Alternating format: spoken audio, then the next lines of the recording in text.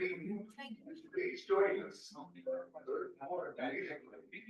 for the awesome sounds of the Cape High Note Trio at 6 p.m. on the third floor. They have a Music band? room. Come join us for evening free music. That's right now in the music room on the third floor. So y'all are not going. For the music? No, I haven't been to the library in a long time. Okay. I used to work here 100 years ago. Good evening. Good evening. Okay, louder. Good evening. Okay, I'm gonna use my theater voice. In the back, please. Ladies. Thank you. Okay. Good evening, everyone, and welcome. We're so pleased that you could join us for our 6th installment of Community Conversations on Cancer. I'm Von Seal Brown Miller, and with the Office of Community Outreach and Engagement at Karmanos Cancer Institute. I'm happy to open this very important program and gathering of community and science. Yes, they can go together. The purpose of this series is to connect our community with our science and our science to our community. These conversations are a space to share knowledge, listen deeply, and build a strong connection between researchers, providers, and the people they serve. We are proud to be partnering with the main library here in the city of Detroit, Detroit Public Libraries, on this entire series. And we thank them for their ongoing collaboration and support. Special thanks to Brian Vance and Adria Thomas for their support and the staff that puts this room together every single month. We also want to recognize our community partners, our RAC partner vendors, our Cancer Thrivers Network, Corktown Health, Healthier Black Elders, Michigan Ovarian Cancer Alliance, National Council of Negro Women, New Day Foundation, the Pink Fund, We Run 313, Western Wayne Family Health Center, and Karmanos COE. We are also grateful for Global LT for providing translation services in both Arabic and Spanish. And if you're joining us online, you can select your preferred language by clicking the interpretation option at the bottom of your screen. I would also like to acknowledge the team that helps put this program together. First, Maida Herrera. If you're here, Maida, raise your hand. Yes. Maida took many moving parts and put together a well-oiled machine. Thank you, Maida. And Brittany Dow, our director, the behind, yes, we love applause, the behind the scenes Zoom master. And our entire COE staff. COE staff, raise your hand wherever you are.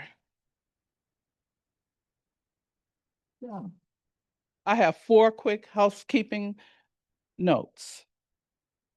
For online audience, if you have questions during the presentation, please use the Q&A feature in Zoom. For those attending in person, we ask that you hold your questions until the end of the presentation. Please note, we're recording this event and to help us share and expand the impact of this conversation to others. For those in person, the restroom is out the rear door and to your right. Finally, I would like to acknowledge and thank our speakers. Dr. Lauren Hamel, who I consider a friend and a colleague. She's joining us tonight as co-leader of population studies. She specializes in physician-patient communication. And I have related to this subject for over 20 years. And once you know it, you'll never be the same. And we have 3 moderators. We're waiting for one who's on the road. Teresa Butler, Robert Thomas, and McKinley Walker. They will guide us through this important conversation. I will now turn the program over to our moderators to introduce themselves and get our program started. Thank you, Vancille. Good evening, everybody. I am Teresa Butler, and I am a 27-year cancer survivor. As well, I'm also a caregiver for several family members who have had cancer and are currently battling cancer. And I'm also a cancer advocate. So I first joined Karmanos in 2018 as a member of the Oakland County Cancer Action Council. And so for the past 7 years, I've been very, very active in some of the other projects and programs, as well as a scholar, and I'm currently now a community investigator. Thank you.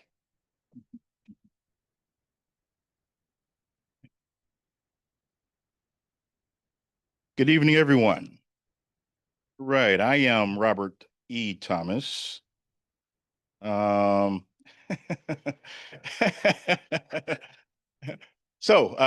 a brief my background. I from Detroit, Michigan. Left here, went to college, major engineering. Came out of the program, undergrad, grad school. Came here to law school, right down the street at Wayne Law. But now I'm a privacy professional with Ford Motor Company. How I'm connected with the Cancer Center, I'll just give you a brief. I grew up in the foster care system here in Detroit, Michigan, before I went off to college. But when I came back, and some years later, I discovered my mom and dad had cancer. My mom, she transitioned from with, I guess, what was it, breast cancer, and my dad had prostate cancer. Both of them died from cancer. After that, spoke with some relatives after I had to bury both of my parents. I learned that, it's probably about 5 or 6 guys uncles on my dad's side had cancer, all died from prostate cancer. And then I also learned on my mom's side, several of her brothers also had prostate cancer, which means that it's probably a greater chance that I'm going to battle some form of cancer later on. So that's one of the reasons why I'm here, is to both learn through with the Black Men's Cancer Answer Council, learn more about cancer and help disseminate some of the information in the community. So with that being stated, I have to go over some pre-knowledge questions with you guys. I don't want to get you guys down. I got to bring you guys back up now. So before we dive into today's topic, let us start with a few quick questions to see what we all know or think we know about the subject. Don't worry, it's not graded. It's just a way for us to reflect our current understanding on the topic and get us to thinking. This will help us connect what we already learned about, what we already know about cancer, and to learn about the subject. For those of you joining us in person, you should have received a packet when you arrived today at the door. There's a white sheet of paper labeled pre-knowledge questions right here. On the top is 3 short questions. I'm not sure everyone has one. If not, please go to, okay, you can handle that? Okay. Please take a minute now to complete the sheet. If you have a pen, let us know. If you need a pen, let us know. Upon completion, please tear off the sheet and hand it to one of our CEOE team members here. And they'll be going around to collect them.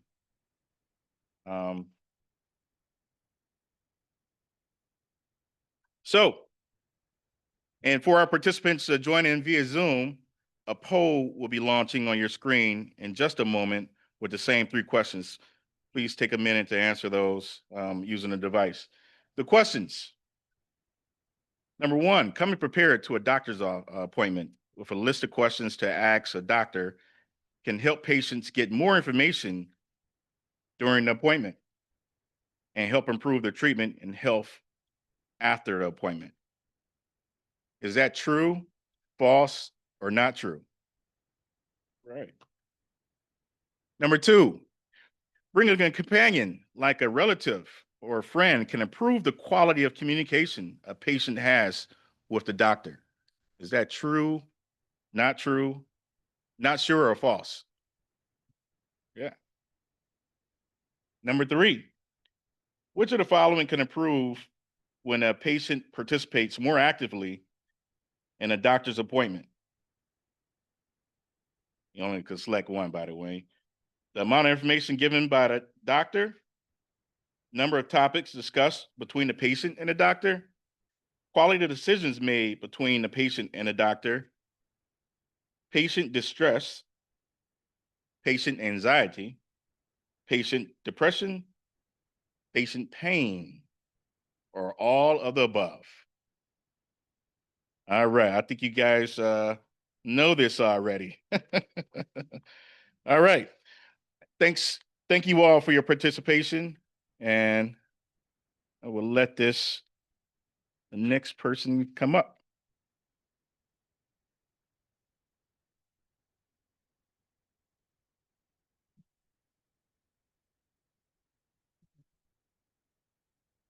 We have it. But are we ready? Okay. Are we ready? Yeah, Teresa. Okay. Okay. All right, so it's my pleasure to introduce our speaker today.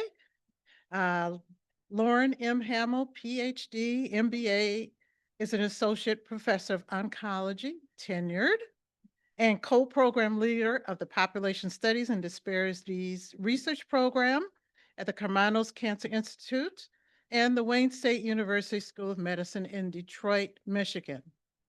She is also the faculty director of KCI's Medical Interaction Research Archive.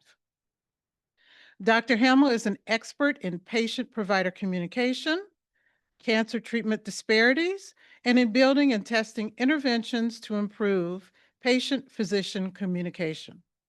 Currently, Dr. Hamel is PI of an American Cancer Society Research Scholar Health Equity Grant, testing the effectiveness of a patient-focused intervention on patient-clinician treatment cost discussions and other patient financial toxicity-related outcomes.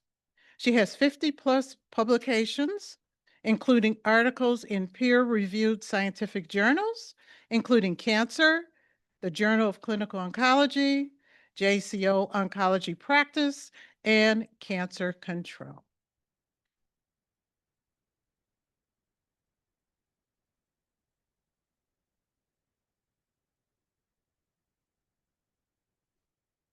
Let me advance the slide.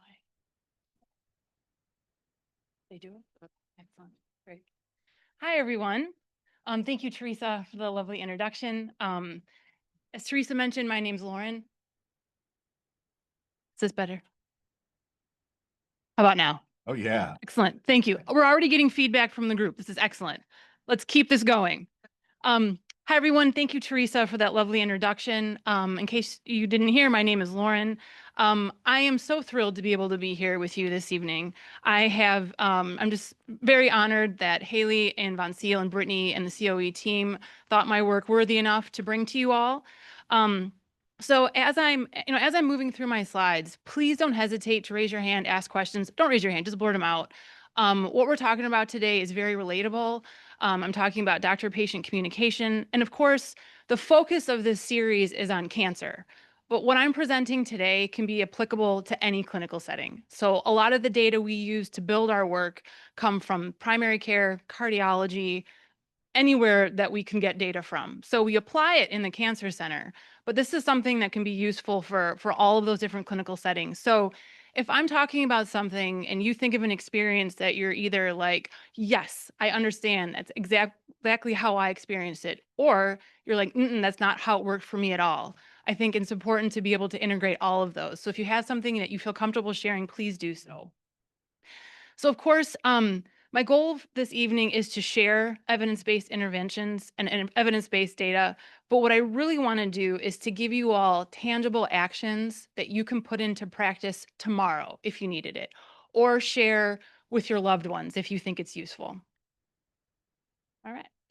Um, So in addition to my academic roles, as Teresa mentioned, I'm an associate professor in our School of Medicine. I also help lead our population studies research program in the Cancer Institute.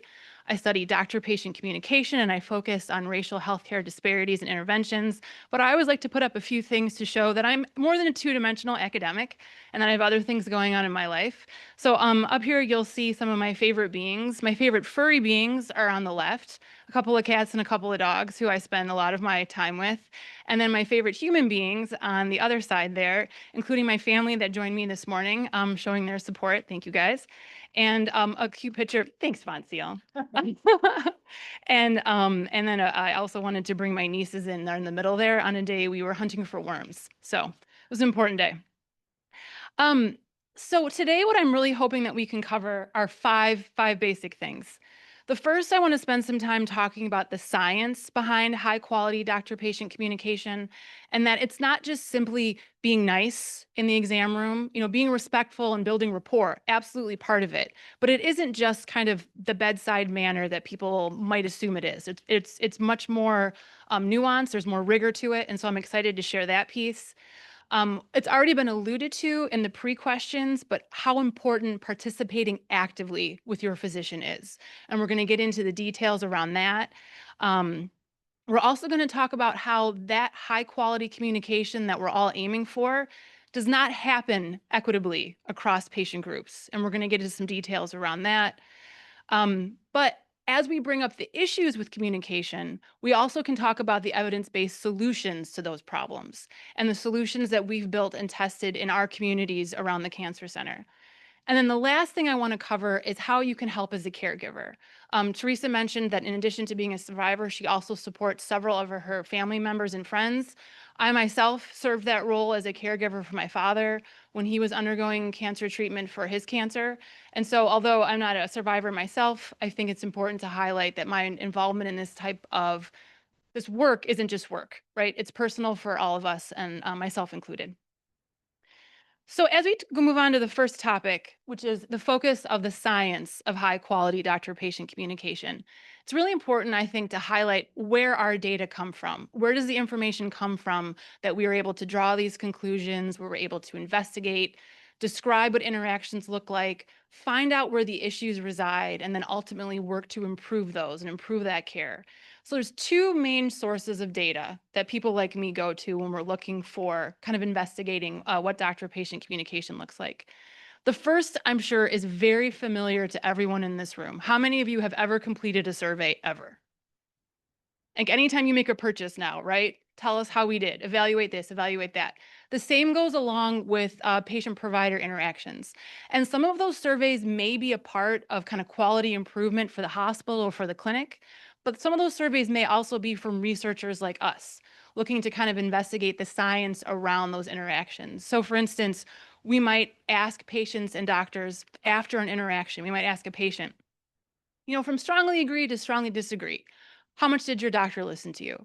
From strongly agree to strongly disagree, how were your questions answered? We can also ask doctors, how active was your patient? Were they very active, not so active? And we use those data to be able to kind of describe the interactions and understand them more completely. My favorite type of data is the second big source, which are the audio and video recordings of interactions. So I've been fortunate enough to be in a cancer center where this kind of method was already well established when I arrived. So the people that were in my research program before me established really great relationships with our treating physicians who allow us to put cameras in the exam rooms.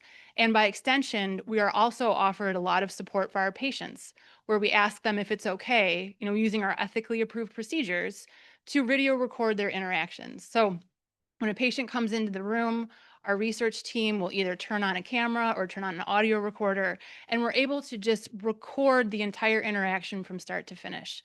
And that gives us such rich, amazing data to be able to analyze these interactions so thoroughly and so completely. So as we're talking about patient active participation, one thing we love to analyze is how many times does a patient ask a question? What kinds of questions are they asking? When they ask a question, how does the doctor respond? What kind of information do they give? What kind of topics are discussed? Are they talking about treatment? Are they talking about prognosis? Are they talking about costs of cancer care? Are they talking about genetic testing or side effects? And with all of those data, we can, of course, describe, but importantly, we can really be able to determine, do different types of patients ask different types of questions? Do providers respond to different types of patients in different types of ways? And then, of course, ultimately, what we want to know is, does the type of communication lead to differing outcomes for different types of patients? So this is kind of a distilled model that a lot of us use as we're investigating communication. What we really want to see are the kind of three phases of this relationship. We have what's happening before the interaction, and we want to assess patient and provider characteristics and attitudes. We want to look at the interaction, the communication that occurs between these two people, and then we want to see what that interaction or what that communication does in terms of outcomes for the patient. So just to kind of break it down a little bit more, kind of step by step. Before the patient and provider are even in the exam room together, what we want to do is measure a whole host of characteristics, right? We want to do their demographics. We want to ask about gender, race, age, income, marital status, other experiences. But we also want to know a lot about their attitudes. You know, one piece that I think maybe I didn't drill down to too firmly in the beginning is when we're doing this kind of work, we really want to know, are there disparities in this clinical communication? And one of the areas that our research team has focused really exclusively is looking at the communication patients who are Black experience versus patients who are white, and what that does for a patient in terms of the, you know, in the moment, but then also for outcomes later on.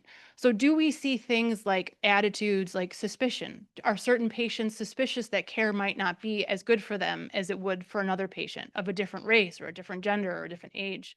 Have they experienced discrimination in the past? Would that affect how they communicate with the doctor? How trusting are they? Is there a trust level built up in an individual doctor? How about trust in the cancer center or trust in an individual clinic? How do all of those things kind of operate when we look at communication quality? When we look at the doctor, we also want to look at demographics, age, race, gender, training, and also their attitudes. One thing that I'm very interested in is understanding how biases work, especially implicit biases, biases that we might not even be aware of, but have been shown to affect communication. So we gather all types of data even before the patient and physician meet. And then what we can do is record that interaction. So we can take the recordings and analyze those. We can look at really specific behaviors. We can look at questions asked. I mean, my team and I have, gotten so far as examining how many times a patient smiles, how many times a physician leans in, how many times somebody shifts their posture. I mean, these kind of data can give you such a nuanced kind of understanding of the relationship, the dynamics between two people. And then, of course, when we take all of this information, what does this mean in the short and long term? What does, quality of communication do in terms of treatment decisions? Do we see that affect treatment decisions? If so, how? Do we see improvements in trust? Do we see improvements in decisions that are made? And then longer term, do we see changes in treatment adherence? Do we see changes in quality of life? All of these questions are of interest to us as we consider high quality communication, not just being something that's happening because two people are trying to be nice to each other, but because high quality communication is a critical piece of high quality care. And I think you can probably guess by the way I've been describing this is that science has shown us that yes, indeed, the quality of communication has a huge impact on the individual patient experience. This slide here is a hugely summarized slide of decades worth of data that have examined how quality communication can improve outcomes for patients. We see that higher quality communication can improve things like satisfaction with the appointment. We see that high quality communication will increase the amount of information that's provided to a patient. It can decrease disease-related distress. It can improve understanding of diagnosis and treatment plan. It can also increase trust in doctors, individual doctors, but also doctors and providers more generally. We see improvements in adherence to treatment. And when we're talking about cancer treatment, everyone in this room has been touched by cancer. Cancer treatment is not, one pill or one shot and you're done. Cancer treatment is a marathon. So if you want to improve that kind of long-term adherence, high quality communication is a way to go. And what's interesting is that we even see improvements in things like pain, things like anxiety, things like depression. I mean, things that might be a few steps removed from that moment, but we see that that improved communication with doctors can do a heck of a lot for patients. Now, I think one thing that can get a little bit murky is we talk about things like high quality communication, but what does that mean exactly? So I try very hard, with doing this kind of work is to be able to distill it down to tangible behaviors, right? Things that we can kind of wrap our arms around. And when we talk about high quality communication, we're usually talking about two things. One thing that patients are doing and one thing that physicians are doing or providers are doing more generally. For patients, we're looking at how actively they participate. And I'm going to get even more precise with that in a moment. But how engaged, how active patients are when they're communicating with their providers. On the provider side, we're looking to see how patient-centered they are. Is everyone here familiar with the concept of patient-centered care more generally? Patient-centered communication is a piece of patient-centered care. So we want to see physicians who are thoroughly describing the problem to their patients, responding to their questions in full, referring them to other providers. Maybe they can't provide that information. But when we're talking about that quality, what we want to see is that from both sides of the interaction, really active patients and really patient-centered physicians. So we know that actively participating in a doctor's appointment has major benefits for patients. But what is active participation more precisely? Well, the data have shown us that there's three kind of major pieces of patient active participation.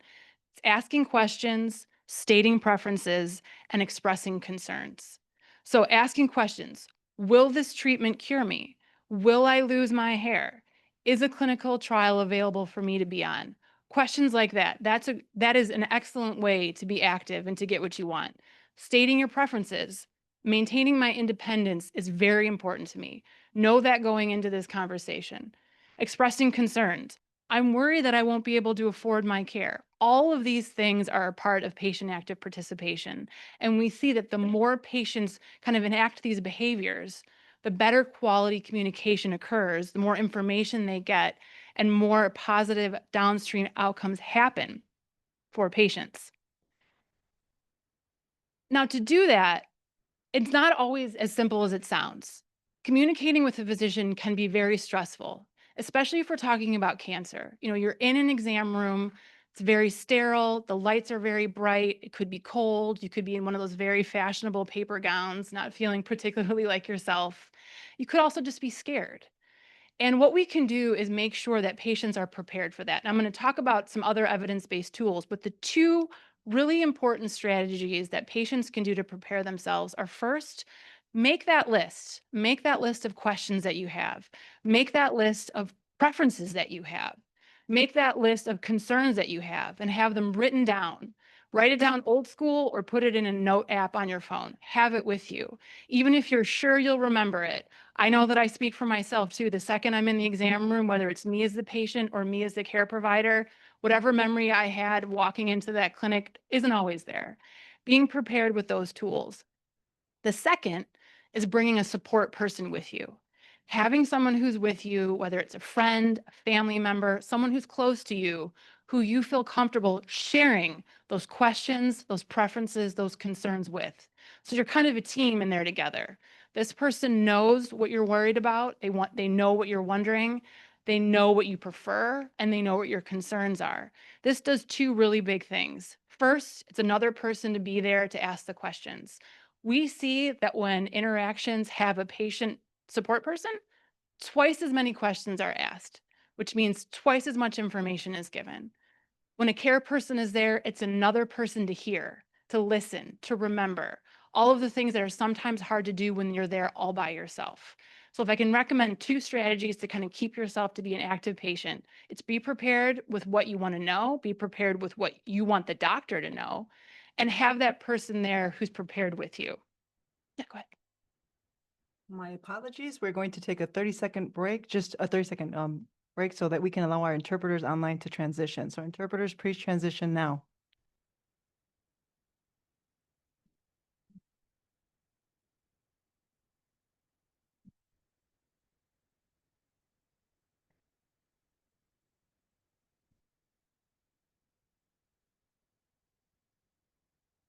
Okay, thanks, Maida.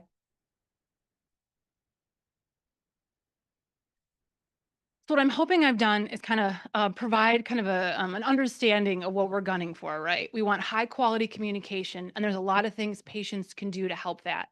Unfortunately, despite the fact that patient-centered communication and high quality communication is considered a critical part of high quality care, it is not equitable across patient groups. And these disparities, we call them disparities in communication, occur for a number of groups. There's a lot of investigators looking at this for a lot of different patient groups. We see that for race, we see it for gender, we see it for age, we see it for LGBTQ communities, we see it for rural versus urban. But as I mentioned, the work that I focused on has looked specifically at racial disparities in clinical communication, and more specifically, racial disparities that Black patients face. So as I said, we do see, and we are able to, use those self-report and those recorded data to understand where these disparities are. So this slide is doing a lot of work. It's summarizing decades worth of data that we've collected and analyzed from a number of different contexts to show us what kinds of disparities are in clinical communication. So again, this does not happen always this way, but we're looking at kind of averages, right? What we see is when we compare doctors when they're communicating with Black patients compared to white patients, they tend to provide less information, they're less patient-centered in their communication, they're more verbally dominant, they're more contentious, and there are often fewer discussions of clinical trials. On the patient side, again, comparing white patients to Black patients, patients are asking fewer questions, participating less in their decision-making, leaving their clinic visits with a less reduced understanding of their diagnosis and treatment plan, and also less likely to bring a companion or support person. And we also see that on average, clinic visits with Black patients are shorter than clinic visits with white patients. Less time to have a conversation, right? Less time to have communication, information kind of shared. So and that is a problem, I think, based on what we've learned so far. But I think what we need to do too is kind of contextualize what that means for downstream effects. So this graph here shows a summary of a big review that was published a couple of years ago, where it reviewed 190 different studies. So 190 different published works comparing quality of healthcare for Black patients compared to white patients. So you'll see on the bars here, if we look across those 190 studies, 15% of the time we see Black patients getting better care, better outcomes compared to white patients. 45% of the time, it was exactly the same. 40% of the time, we see worse care for Black patients compared to white patients. So you see there's a bit of a distribution, but it clearly is skewed toward a greater likelihood of Black patients facing worse outcomes. Now, a number of things contribute to this, right? People have been examining this from a variety of different ways. We know a lot of things contribute to these disparities in outcomes, but we know communication is one of those things. And more importantly, for our purposes, communication is something we can change. And it's something that we can change tomorrow. This doesn't require a huge, policy shift. It doesn't require a huge organizational shift. It's behaviors that patients can change themselves. Now, I don't think it's fair to put more burden on patients. I don't. But I also think that we operate in this environment. And I think it's important for us to know what we might be up against and the tools that we can use to make things reduce the chances of disparities as we move toward equity. So as we talk about that kind of patient active participation and the evidence that's gone into it, I want to highlight a particular intervention that I think many of you in this room are familiar with because I've asked your help to build them.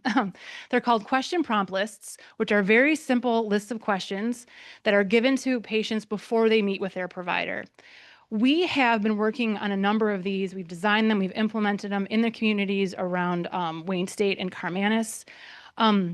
What we've done is really leveraged a very big academic literature using these. They've been developed and tested in many medical contexts, populations, countries, and languages. We've seen them improve conversations and outcomes around treatment, genetic and genomic testing, end-of-life care, financial burden, and clinical trials. And they've been found to be acceptable and effective in our communities. Now, we have been working on a number of these, as I mentioned, for a number of years. But I think what's most important is to kind of describe them more generally, and then I'm going to get into one specific example before we finish up.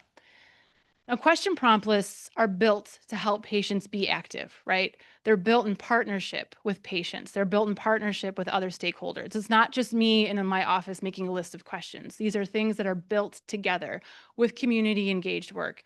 When Von Seal introduced us tonight, she said, yes, science and community engagement to work together. In the back of my mind, I'm like, man, I hope so, because this is what I've been building my career on. So this is a great example of that partnership. Question prompt lists do two things directly and indirectly. Directly, they improve outcomes by improving patient activation and self-efficacy. We see improvement in patient knowledge, skills, and confidence. We see improvement in asking questions, stating concerns and preferences. And indirectly, they improve how much information patients get. So by being more active, patients actually influence the behavior of their providers. By being more active, patients get their providers to be more informative. These improve treatment recommendations and decisions. It improves the number of topics that are discussed and also improves both psychosocial and physical outcomes. So just by using a question prompt list, we can see improvements in anxiety, distress, pain, and blood pressure. And as I mentioned, a lot of work goes into these, but they are really simple tools. A lot of work going in, but a very efficient tool coming out. And to just give you one quick example, I think many of you in this room know Dr. Susan Egley. She's on her way to retirement, unfortunately, but before she did that, she did a lot of great community engaged work around clinical communication. And her last big project was the design and implementation of a QPL focused on clinical trials. She implemented this at the Karmanos Cancer Institute in Detroit, but also the Johns Hopkins Cancer Institute in Baltimore. And what we found, we implemented these with both Black and white patients diagnosed with prostate cancer. So we implemented this. We were anticipating we would see improvements generally, but hoped to see improvements for Black patients more specifically, and we did. When we looked across patients, so if you'll see here, the blue bars are patients that were in the intervention arm, and the purple bars are the patients that were in the usual care. So 50% of patients had the QPL intervention, 50% of patients didn't. Across just intervention arms, we saw an improvement. We saw patients were more likely to have a clinical trial invitation than those in usual care, but that was only about a 73 to 60% difference. When we broke it down by race, we saw a very big difference for Black patients specifically. 30% of Black patients in the usual care arm had a clinical trial invitation. 80% of patients in the intervention arm had a clinical trial invitation. That's a huge difference. We saw an effect for white patients, but a much greater one for Black patients. So just one example that came from our group. If you're looking at these and wondering where you can get them, my team and I have been trying to kind of coordinate all of our literature, and we've developed what we call our Clinical Communication Research Laboratory, or our Seeker Lab, and we've developed a website with that as well. So if you do a quick Seeker Lab site or search, you'll find a tab for tools for patients. And here we've included PDFs of all of the QPLs that we've developed. So these are all evidence-based. They've all been tested. They focus right now on clinical trials, costs related to care, and cancer treatment. We're working on getting a few more up now that we've got a few more tests going, but you can make your own. If you want to do this or have a tool like this ready to go for you, what you do personally, absolutely A-okay. It does not need to go through several years worth of testing if you know what works for you. But I think it's important for our tools to be available as well. So as we finish up, I just want to talk quickly about caregiving, because we're all touched by cancer one way or the other. A lot of times that involves our role as supporting our family members. As a caregiver, you play a critical role in supporting your loved one. Helping patients prepare their list of questions, preferences, and concerns is hugely helpful. And then you also know too, having clarity about what your patient is looking for in terms of information is hugely helpful. You go in together knowing what the plan is. And like I mentioned already, research shows that if you have a care person in the room, twice as many questions are asked, more information is shared, better outcomes are happening. It's not always easy to do this. As somebody who took care of a very stubborn dad, I'm here to tell you, I know that those conversations are not easy, but if they happen, it can absolutely improve the interaction you have with your doctor and your other providers and the outcomes that come from that. So I see Madison getting ready to take me off stage. So I'm going to finish up with, I have 3 major takeaways and 5 important takeaways. The 3 major takeaways is that what I really want to highlight is that you are your own best health advocate. Your care teams are critical, your support people are critical, but you are the best motivator for those individuals. You're the hub of that network. So as a part of this, it's absolutely essential that you use your voice so that you can stress the things that are important when you're meeting with your doctors. Doctor's appointments can be very difficult to navigate sometimes, but the more you're prepared with your questions and your preferences and your concerns, the more likely your outcomes will be what you want. So using your voice. And then the third takeaway, if you find yourself in a situation where you're doing your best to participate actively and you're getting pushback from your doctor or not getting what you want, it's okay to get a new doctor.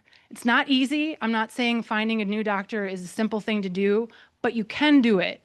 And it's likely better for your health if you do. So if you really run into a situation where I just can't make progress despite my evidence-based strategies, it's okay to find someone who fits with you. And then as I finish up, here are my 5 important takeaways. So a little less, but still important. We know that high quality clinical communication is a major contributor to both short and longer term health outcomes. So please remember that when you're communicating with your doctor, it's going to be important for you both in the short and long term. We know that those active patients are more likely to see benefit in a number of treatments and physical and psychosocial outcomes. Unfortunately, we see disparities in that quality of communication, which can have major downstream effects for patients. But happily, there are evidence-based tools that we know can help mitigate those disparities. And the last thing is, again, as caregivers and support people, you play a major role in improving clinical communication and quality and outcomes for patients. So with that, I'll leave up my email address and our lab website if you ever want to take a Google over there. And I think we're going to have some time for some questions. So thank you very much for your attention.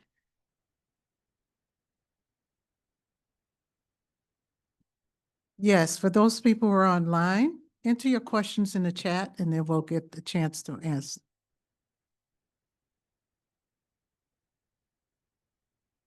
Are there questions? You have a question online? No, not yet. Okay. Any questions here?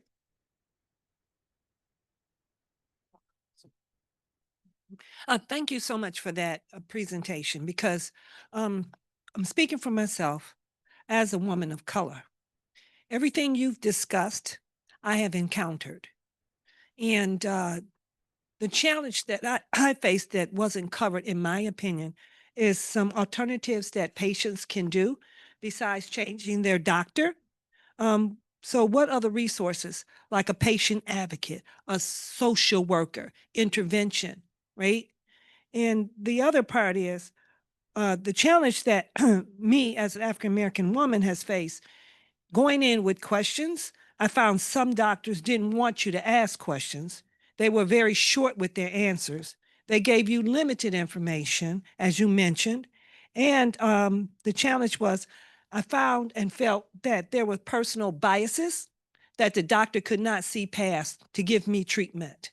So my treatment was here at the Karmanos Cancer Institute, and I've had to address everything in your presentation.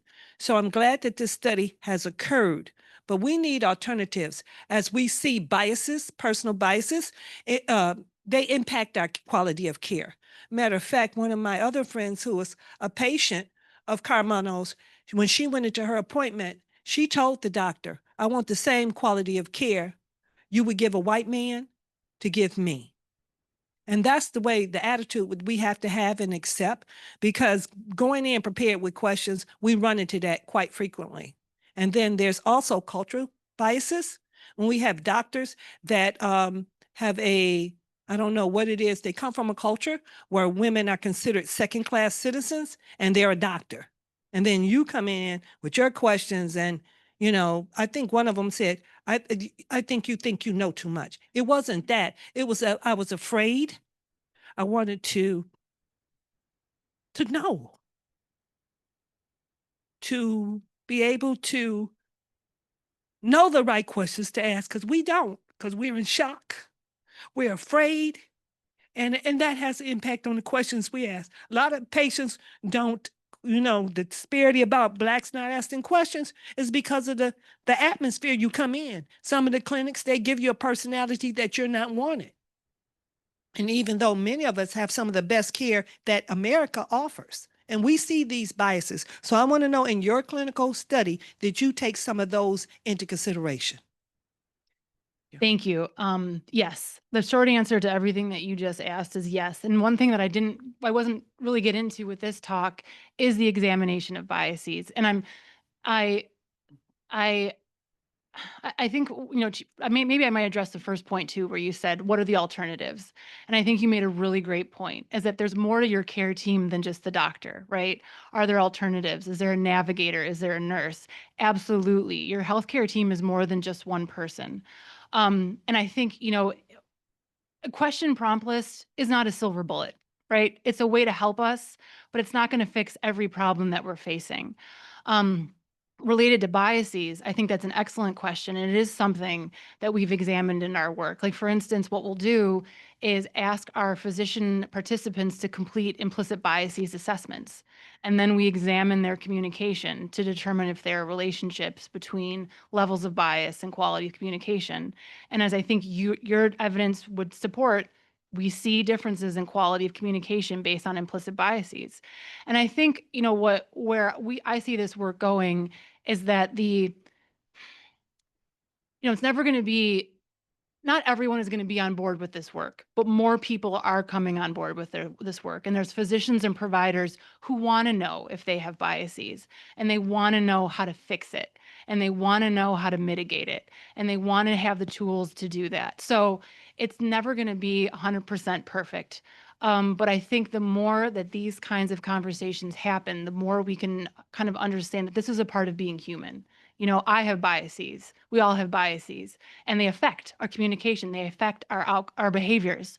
And so I'm sorry to hear that you've had the experiences that you've had that ring so close to the rest of the data that we have, you know, but I think, and I don't mean but, what I want to say though is that because of this kinds of work and because of the partnerships that we've developed and because of venues like this, we're able to share that information much more systematically and with credible sources where patients have tools that they can use and providers that we work with can learn as well. Because it's not, like I said, I don't love giving patients homework. I don't want to say, here's a tool that you need to develop. You have enough going on.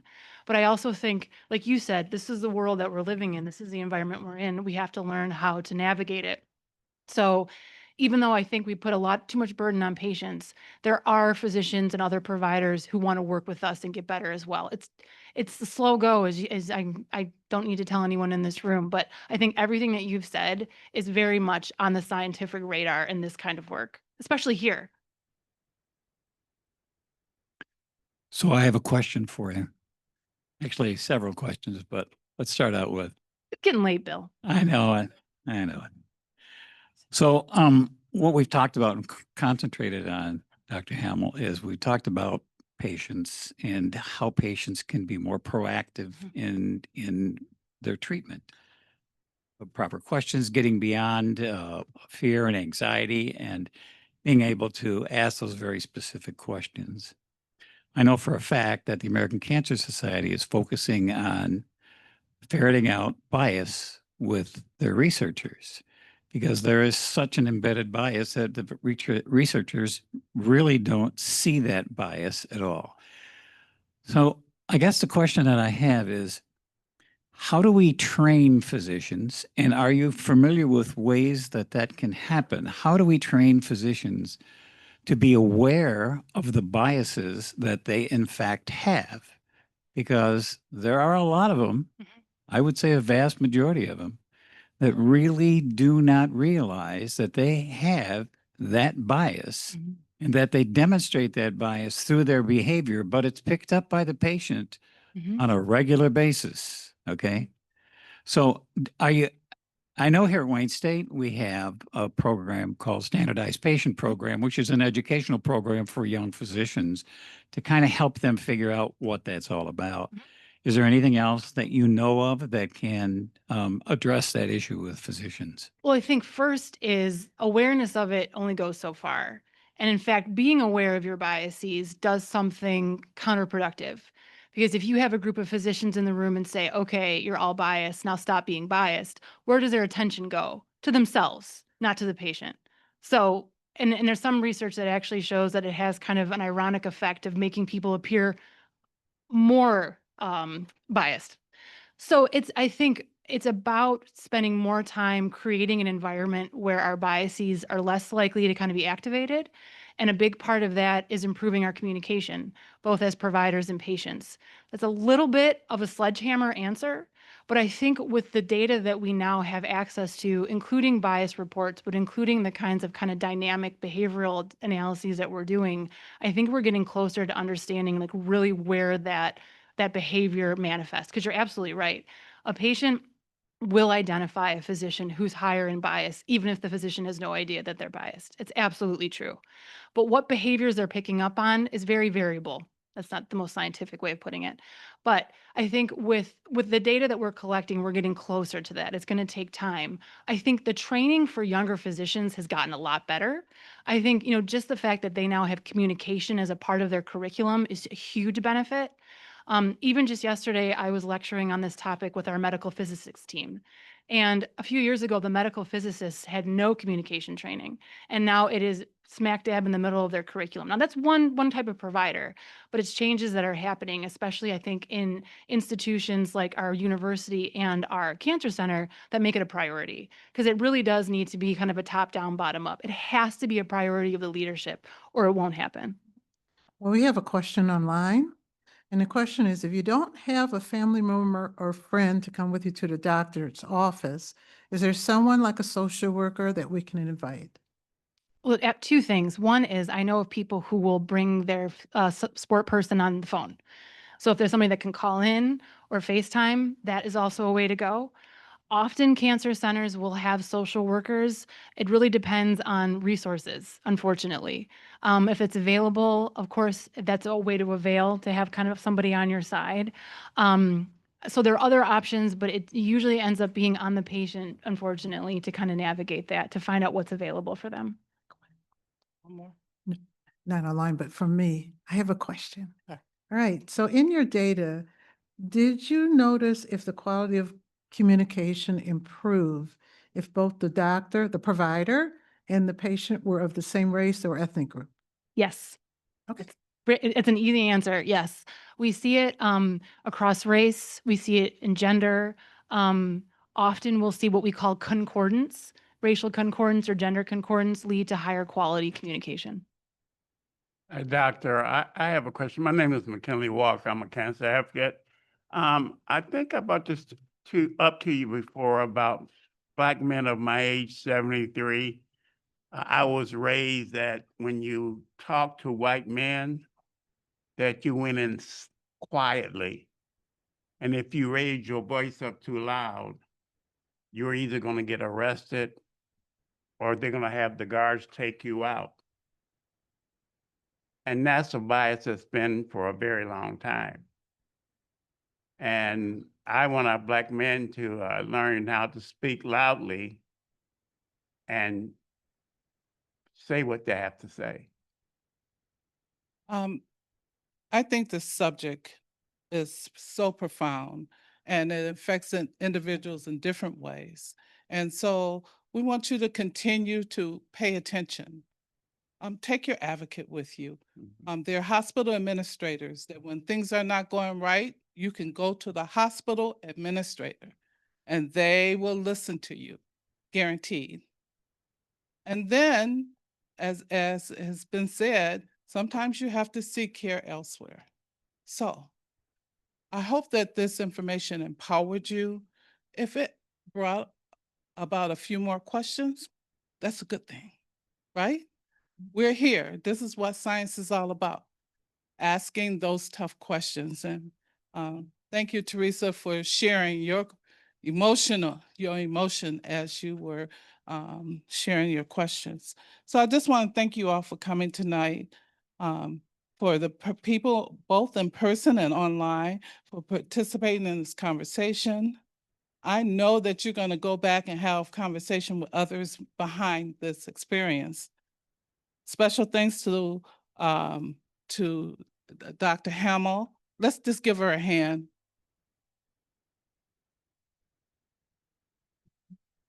And as well as our moderators, Teresa and McKinley. Give them a hand as well. This is our last of our series, and we feel very proud of what we've accomplished so far.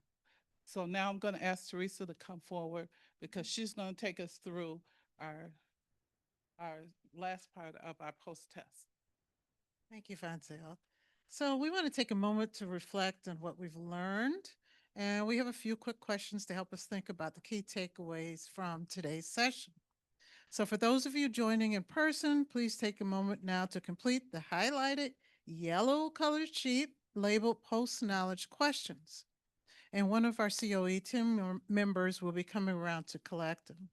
For those of you on Zoom, a poll will be launching on your screen in just a moment with the same 3 questions. Please take a minute to answer them using your device. So I'm going to read those questions to you.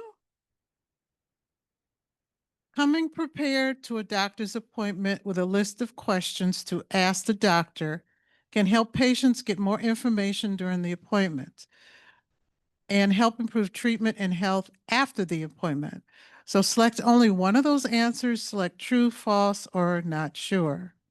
Number 2, bringing a companion like a relative or a friend can improve the quality of communication the patient has with the doctor.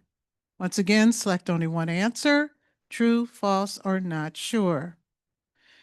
Number 3, which of the following can improve when a patient participates more actively in a doctor's appointment? Select only one. The amount of information given by the doctor, number of topics discussed between the patient and doctor, quality of decisions made between the patient and the doctor, patient distress, patient anxiety, patient depression, patient pain, or all of the above. All right, so now let's go through the answers. So I want to remind everyone, though, to complete the evaluation included in the packet that was found on your chair. And I will go through the answers for you. So number 1, coming prepared to the doctor's appointment with a list of questions to ask the doctor can help patients get more information during the appointment and help improve treatment and health after the appointment. That is true. Number 2, bringing a companion like a relative or a friend can improve the quality of communication a patient has with the doctor. And that answer is also true. Number 3, which of the following can improve when a patient participates more actively in a doctor's appointment?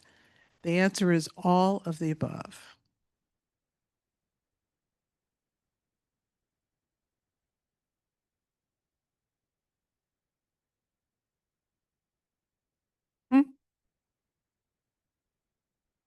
You have one more evaluation.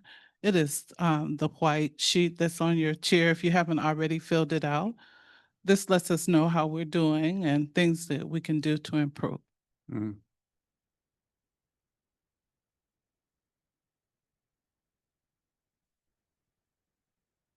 So we want to recognize our Detroit Public Library, our main library, our beautiful library. Look at the artwork in here. I'm just so impressed. It's just so cozy. And so again, we want to do a shout out to Brian and Andrea. We just thank you for your support. You've been a dream to work with. We want to thank our partners. Yes. We want to thank our partners at Global LT for making space for people who need to have that translation both through Arabic and Spanish interpretation. We truly do thank them. This just lifted our program to another level. Give them a hand. They can't see you, but they can hear you. Our next program will take place in 2026. Hey, this is our last program, and for the group that's helped to put this program on, you know, again, lots of moving parts, but this has been a labor of love. And so again, thank you, Maida. Thank you, Brittany. Thank you, COE team. And thank you all. There are people out here I see that look, they're just familiar faces now. And I thank you all for coming and just sort of flowing with us through this experience. And I know you got something out of it, but give yourselves a hand. Yeah, thank you. So, please stick around. Well, it may be a few things to eat. I don't think so. But stick around. Dr. Hamel will stick around for a little bit. If you have personal questions you want to ask her, she'll stick around for about 15 minutes. And then, you know, we just really go back and visit the vendors if you haven't had a chance to see our vendors, our Pink Fund and all our vendors back there. These are the people who have been so consistent with us, Healthier Black Elders, our COE team, and we just thank everybody and our Council of Negro Women. We just thank everyone for coming out tonight. And so on behalf of all of us at Karmanos Cancer Institute, the Office of Community Outreach and Engagement, thank you. Have a good night.